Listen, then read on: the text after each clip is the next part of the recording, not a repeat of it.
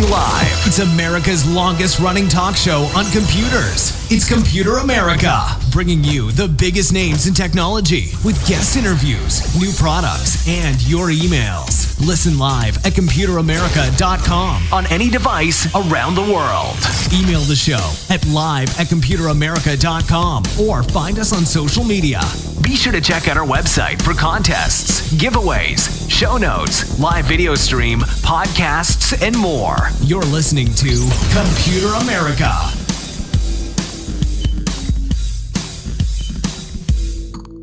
Hello and welcome everyone into the Computer America Show. We are the nation's longest running, nationally syndicated radio talk show on computers and technology. And everyone, hey, I hope that you're having a fantastic week and you are ready for today's show, because today we have, yep, you guessed it. How'd you know? Every Friday we have Ralph Bond, and he brings us 4 amazing stories that are going to, really uplift the spirit, because they are going to be positive, they're fun, they're stories that, you probably haven't heard of. And not saying that, he only covers, the most underground indie news stories out there, but let's face it, there's a lot of things vying for your attention, and this is a good segment to really, underscore that there are very interesting and fun things going on out there, and Ralph does an amazing job as our science and technology trends correspondent to find them and bring them to you. So with that being said, computeramerica.com, that's where you'll find everything: past shows, future shows, show notes, articles, podcasts, links, social media. Ladies and gentlemen, anything that we do here on the program, you can find on our website. So let's go ahead and bring on Ralph, who is, again, our correspondent. He's a longtime contributor to Computer America and has evolved into our science and tech trends correspondent, because, that's just what we kind of found ourselves gravitating towards when we would talk. Just stories that would, just kind of amaze, and we're like, let's double down on this. It's still a lot of fun. So Ralph, welcome back onto the program. How you been? And if you're a first-time listener or viewer, hey, welcome to the show. What we do every Friday is we look at where we're headed in artificial intelligence, robotics, medical technology, sustainable energy technology, transportation advances, space research, physics, you name it. And what Ben and I do, as he was alluding to, is we provide an oasis of positive news thanks to the world of science and technology. Absolutely. And with that being said, you brought us some really, really fun stories. And I think, I can't think of anywhere better to start than story number 1. The only nitpick I have with this first story is the illustration. Look, I took art class in like 2nd grade. Everyone knows this. You put the sun in the corner. You don't put it out here looking like a ball. No, you put it in the corner. Everyone knows that. But other than that, still, this is a very good place to start. So, Ralph, let's go ahead and just kick things off. Yeah. And again, friends, to understand what Ben was just saying, if you're listening to us as a podcast, come out to computeramerica.com, go to the YouTube link so you can see what we're talking about. Very important point. So this first story comes from Scientific American, and the headline is, "This paint could clean both itself and the air." What? I had to check this one out. And again, what we do is we just give highlights from the articles. The show notes will give you links if you want to dive deeper. So here we go. The pollutants clogging our skies aren't just a health risk. They also cause ugly stains on buildings and other structures. To combat this, chemists have been working for years on a special type of paint that can not only clean itself, but may also remove pollutants from the air. Who knew that paint could be an interesting and exciting field of research? How about that? So, to date, in general, this technology uses titanium oxide nanoparticles that jumpstart chemical reactions. And I put a little insert into the notes. What the author is explaining at this point is how these special paints to date have worked, because we're going to talk about a new innovation. So again, how these paints work to date is artificial ultraviolet light sources shine on the paint. Key point there, artificial ultraviolet light sources shine on the paint. The nanoparticles react with pollutants to make them break down, theoretically removing them from the nearby air and preventing a discoloring buildup on the surface of the structure upon which this specialized paint is applied. Now, companies already offer these so-called photocatalytic paints, but some chemists remain cautious about the current crop of these products and their effectiveness and sustainability. Now, in the show notes, if you want to geek out on photocatalytic paints, because that was a whole new world to me, photocatalytic paints. If you want to geek out, I've got a link to a really good resource online that'll explain all of this if you want to go nuts on this topic. But back to the story. For a recent study in American Chemical Society Catalysts, it talks about a multinational European team of researchers developed a new type of photocatalytic paint that they claim works using UV rays from ordinary sunlight instead of ultraviolet rays. So natural sunlight, just sunlight, kicks off this reaction, eliminating, the need for an artificial ultraviolet light source. That's the key. This makes the paint's self-cleaning properties easier to activate. Well, gosh, yeah, because now you don't have to do artificial light. They also have shown that they can effectively produce this paint from recycled materials. Ben, what's not to like about this? It seems to be a lot of concerns, kind of ticked off. Like, is this sustainable? Is it producible? This is big. Yeah. So again, a little more details here. In traditional photocatalysis, I can't even say it. Photocatalysis, I think I'm saying it right. UV light excites the electrons in the titanium oxide nanoparticles, which interact with airborne water molecules to produce highly reactive hydroxyl radicals. This is pretty geeky stuff. These unstable chemicals attack pollutants that come into contact with the paint, converting them into less harmful substances such as carbon dioxide and water. Of course, carbon dioxide is not so great, but nonetheless, it's I guess less horrible than the alternatives. Absolutely. And here's how the team, again, ultraviolet light with previous products, now just natural sunlight. Here's how they did it. Here's how the team made it possible for sunlight to kick off this reaction. The research team added phosphorus, nitrogen, carbon, and other elements to the nanoparticle structure of the paint, which reduced the amount of energy needed to spark the reaction and let it work using only ordinary sunlight. Wow. In lab tests, these modified nanoparticles removed up to 96% of tested pollutants added to the paint's surface. Wow. Who knew paint could be exciting and interesting? Yeah, I'm curious about the applications of this. And, I'm sure that the immediate one that jumps to mind, like it did to mine, was, just paint every house in this. And then, maybe a city will be a much cleaner place to be and breathe and that kind of thing.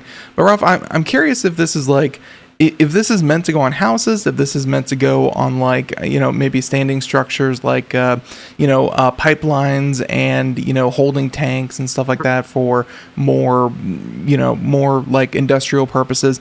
I'm curious where this would go. So I don't know. Yeah. I could think of something like when certain bridges, for example, large structures that you don't have an opportunity to go and clean very frequently, if ever. Right? Yeah. Think about giant bridges over rivers or waterways and so forth. Perhaps this paint could be effective in keeping them from becoming discolored and also at the same time reduce some small measure of pollutants from the air. So who knows? Yeah, kind of a win-win. and there's still a lot more questions about, price and, how hard is it to apply and stuff like that. But still, it's a very cool story because, again, it adds to my general knowledge. I didn't even know this photocatalytic paint even existed. So yeah, me too. Yep. Yeah. So thank you for bringing that to our attention. Story number one, story number two, and we're coming back to Texas, I believe. And this is really cool because, ladies and gentlemen, if you didn't know, we've had a little bit of a problem with little tiny plastics.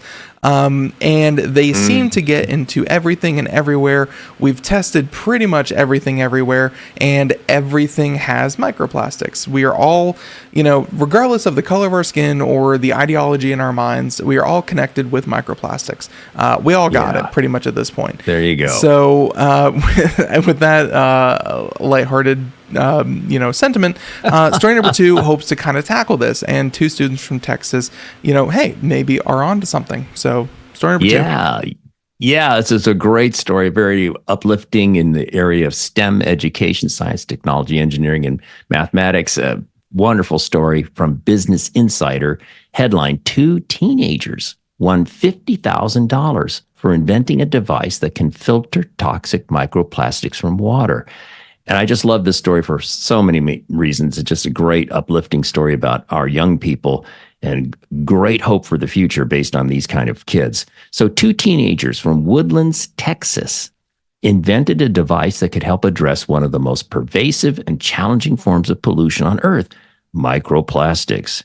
And these microplastic particles show up in the deepest parts of the ocean, at the top of Mount Everest, and are in everything from the dust in your home to your food and water. Now, we promise you that this show will leave you feeling uplifted, but for a moment, we're going to go down a dark hole for just a second. This next bit just absolutely flattened me. By some estimates, we humans each inhale and ingest a credit card's worth of plastic per week? I had no idea. Oh my God. Then it can end up in our lungs, blood, breast milk, and testicles. What? Yep.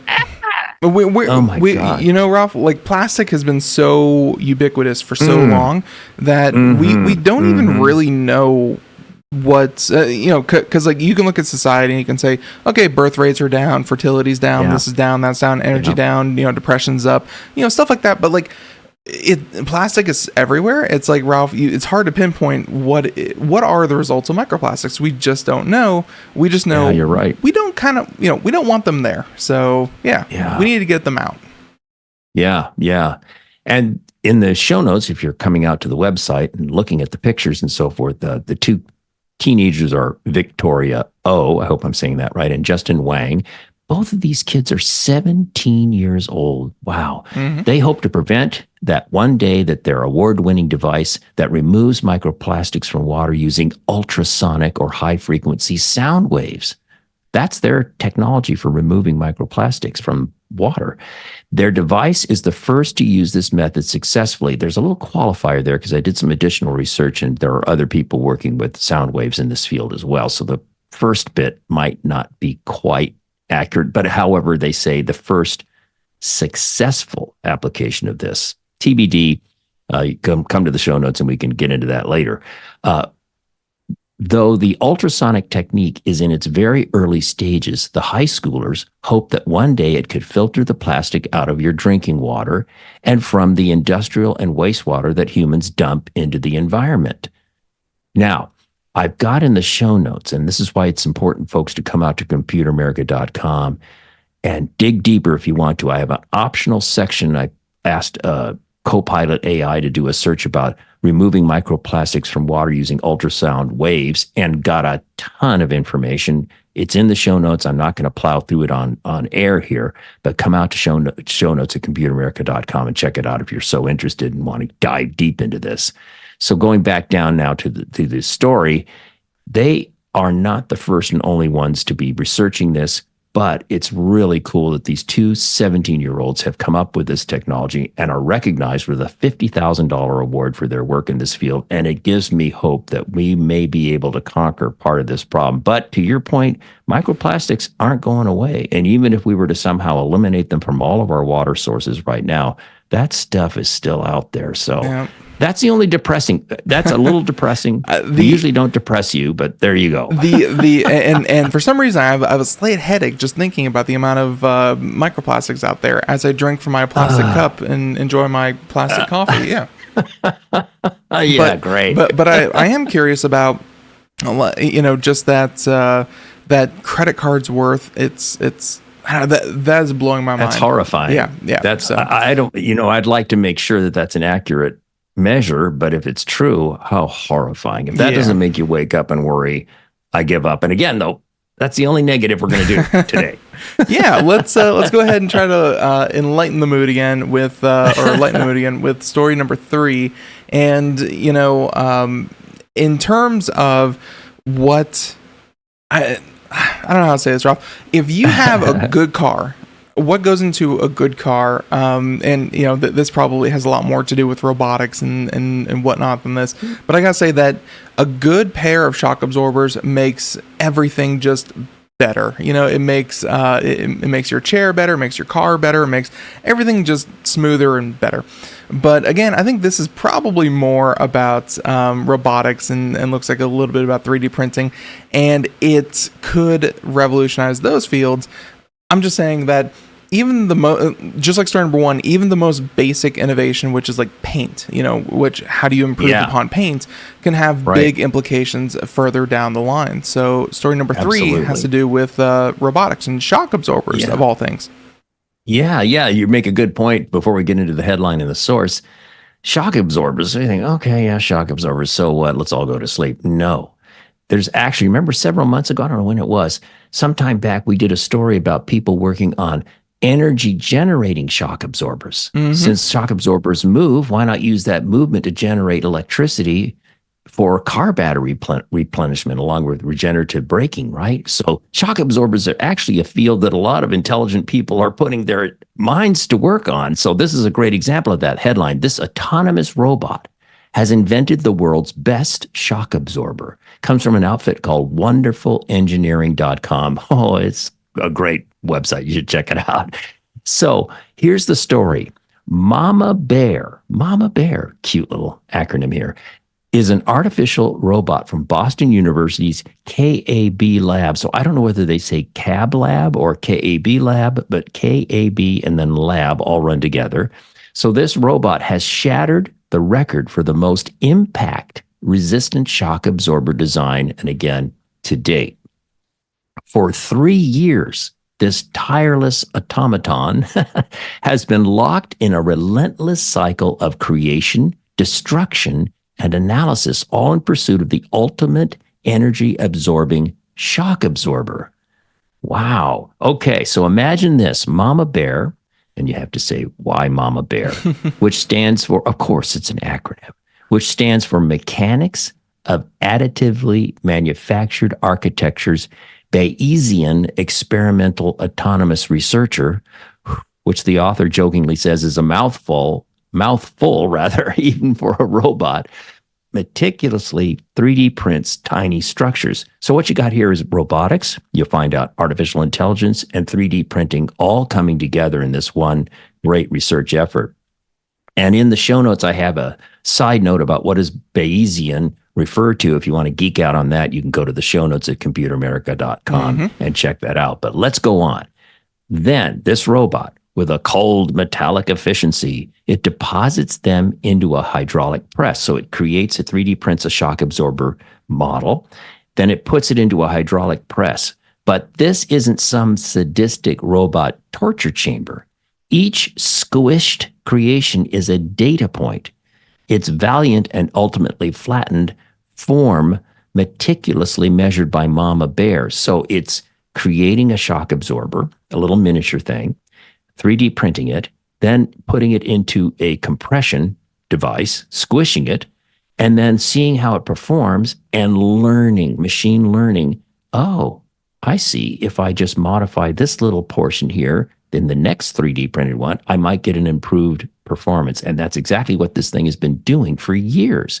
The robot then analyzes the design's flaws and improvements, tweaks the blueprint with its ever-growing knowledge base, there's your machine learning, and diligently gets back to printing. This relentless cycle has repeated, so far to date, over 250,000 times.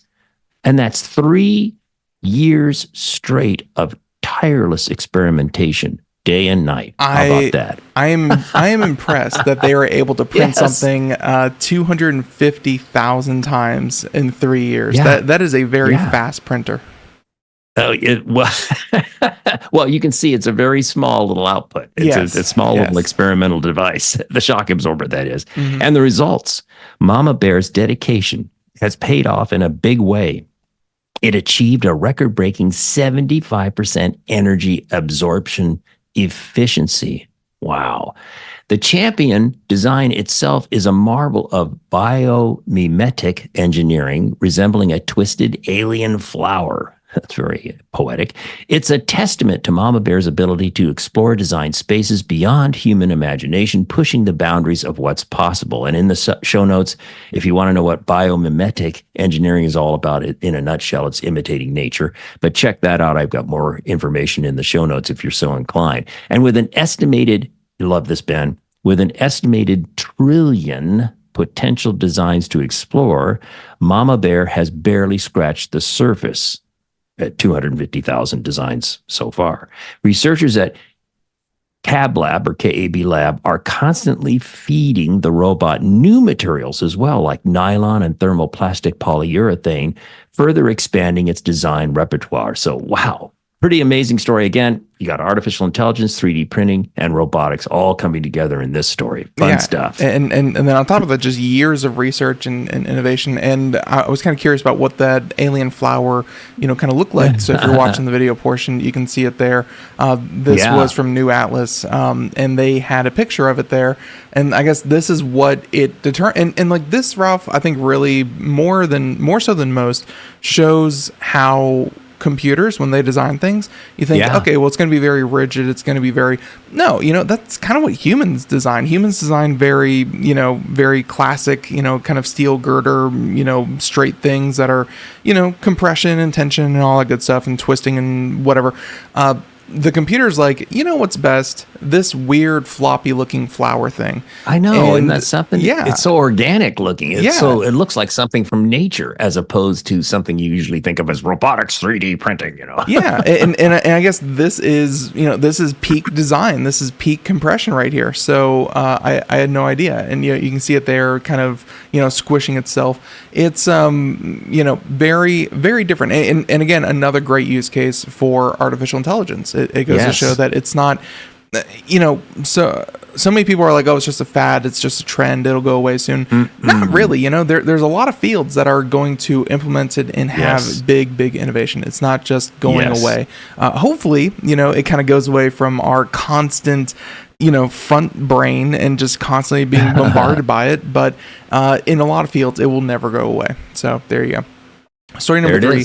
Story number 4. And speaking about never going away, the need for medical technology never really goes away. And Ralph, like you like to say, story number 4, generally for new listeners out there, we like to end with medical technology because the innovation that happens in robotics and AI and space and stuff, it's all well and good, but medical technology, just straight up, it's just there to improve lives and save people's lives and just make everything better. So there's few things as uplifting as medical news, and that's the case for story number 4. So Ralph, if you'd like. Yeah, this is a great one. So the headline here, and by the way, this comes from ScienceDaily.com, a wonderful outlet. Headline: Wearable ultrasound patch enables continuous non-invasive monitoring of cerebral blood flow. This has very, very important consequences here, or potential. And again, this is coming out of the University of California, San Diego. So that's pretty cool. If you have the show notes, you can see the image of the device we're talking about. There's a little penny next to it. That's an old penny. That's an old penny. That is an old penny. What the heck are they doing? I don't know, but it does show you the scale of this thing. Yes. So here we go. Engineers at the University of California, San Diego have developed a wearable ultrasound patch that can offer continuous, non-invasive monitoring of blood flow in the brain. The soft and stretchy patch can be comfortably worn on the temple to provide 3-dimensional data on cerebral blood flow. This is a first in wearable technology for the medical field. So this is a breakthrough. A team of researchers at the UC San Diego Jacobs School of Engineering published their new technology on the 22nd of this month in a publication called Nature. So this is really hot news. The wearable ultrasound patch marks a significant leap from the current clinical standard called transcranial Doppler ultrasound. So we're going to do a compare contrast. What's been the current technology of date and how this new innovation differs. So here we go. So in the current technology called transcranial Doppler ultrasound, this method requires a trained technician to hold an ultrasound probe against the patient's head. The process has its downsides, however. It's operator dependent. So the accuracy of the measurement can vary based on the operator's skill. And it's also impractical for long-term use, right? Again, you have to be in a hospital or medical environment. You have to have a highly trained technician. They have to put this device to your head and so forth. All that. Think about that as we go on with this story. The UC San Diego team developed a device that overcomes these hurdles. Their wearable ultrasound patch offers a hands-free, consistent, and comfortable solution that can be worn continuously during a patient's hospital stay. All the time it's monitoring. All the time it's doing its thing. And it's not so great if you're a trained technician in this field, your job might go away. But on the other hand, you'll see why this is so potentially beneficial. A co-author of the study noted, quote, typically, cerebral blood flow is monitored at specific times each day, and those measurements do not necessarily reflect what may be happening during the rest of the day with blood flow in the brain. Goes on to say, there can be undetected fluctuations between the measurements. If a patient is about to experience an onset of stroke in the middle of the night, this device could offer information that is crucial for timely intervention. Ding, ding, ding. There's the key. That's why this is so important. Instead of having to, you could be monitoring the patient 24/7. And if something's going on, you don't have to only have the measurements of a human technician maybe 2 or 3 times a day. Nope, this thing's all the time checking your blood flow in your brain. I think really anyone who has tried to take their car to the mechanic and figure out what is that noise, what's that knocking, it only happens at certain times. It's like that. You're hoping that, like you said, those 2 or 3 times that you test, you might catch it, but odds are you probably won't. So continuous is always better, and that's really amazing that it's so non-invasive. Oh, I know. It's a great uplifting way to end today's show. But the patch, roughly the size of a postage stamp, is constructed from a silicone elastomer embedded with several layers of stretchy electronics. Now, in the show notes, I have all the details about these layers, these components of this device. If you want to geek out, you can get into that. But let's go on. During use, the patch is connected through cables to a power source and computer. To achieve 3D monitoring, the researchers integrated ultra-fast ultrasound, there's ultrasound again, ultra-fast ultrasound imaging into the system. Unlike standard ultrasound, which captures about 30 images per second, which seems pretty good to me, ultra-fast imaging captures thousands of images per second. This high frame rate is necessary for collecting robust data from the piezoelectric transducers in the patch, which would otherwise suffer from low signal intensity due to a strong reflection of the skull. Now, that gets a little geeky, and if you want to get more details about piezoelectricity, you can do that. I've got a little reference in the show notes for you. But again, the bottom line is, for monitoring patients who might be victims or potentially victims of a stroke or other issues involving blood flow in the brain, no need for a technician, no need for a wand stuck to your head, periodically getting some kind of read on what's going on in your head. Continuous monitoring thanks to this comfortable, easy to wear patch. Hallelujah. Great way to end the show. Very upbeat note.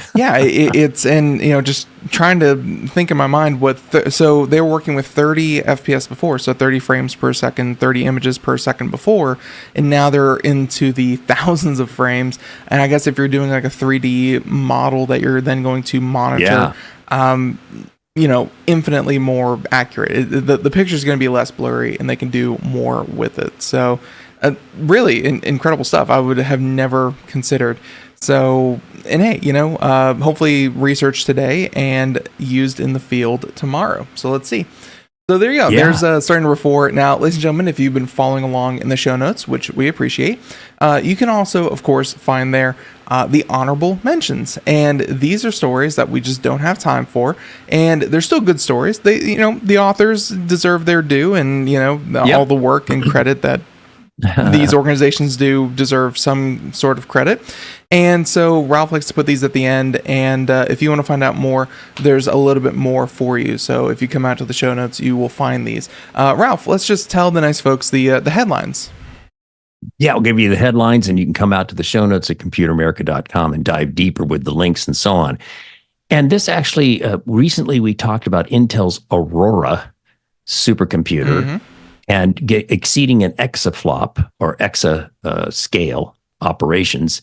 And this headline really caught my attention because if this is true, it's remarkable. But let me give you the headline. Tech giant you've probably never heard of wants to put a data center in a shoebox build, so very small, using 1,000 3D supercomputing chips. And they claim here it operates at 20 exaflops, which if you recall last week's show, that's a billion operations per second. But that was a little over 1 in the Aurora Intel system. Here they're claiming 20 exaflops, I should say, and it would be 20 times faster than the most powerful supercomputer on Earth. So you better dig into this and check this out and see how viable this is, because that's a pretty astonishing claim. But that's honorable mention number 1. Honorable mention number 2. Airbus takes superconductivity research for hydrogen-powered aircraft a step further. We talked last week about hybrid electric engines and NASA's research. This story is about hydrogen-powered aircraft, which, of course, is a big part of what's going on in aviation. This comes from an outlet called Airbus this comes from the Airbus Corporation's website. Very interesting story. Next one is scientists create earthquake-proof resin that seals rocks and heals cracks. From interestingengineering.com.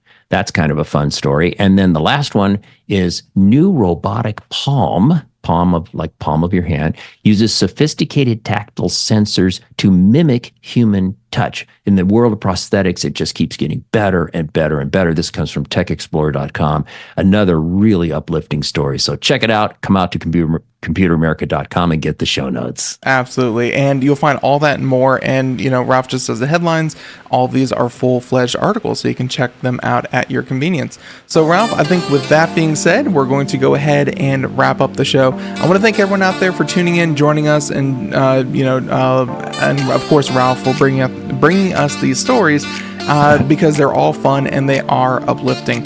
So, ladies and gentlemen, do something fun this weekend. Have fun. We will catch you here every single Friday. Ralph comes with 4 new stories. And hey, they're always a lot of fun. I always like playing to Ralph stories as a good example of, come to the show. Sometimes we talk about how technology will be the end of us all, and sometimes we talk about how technology is going to save everything that we know. So, ladies and gentlemen, until next time, have a great weekend. Catch you next time. Have a good one. Bye, everyone.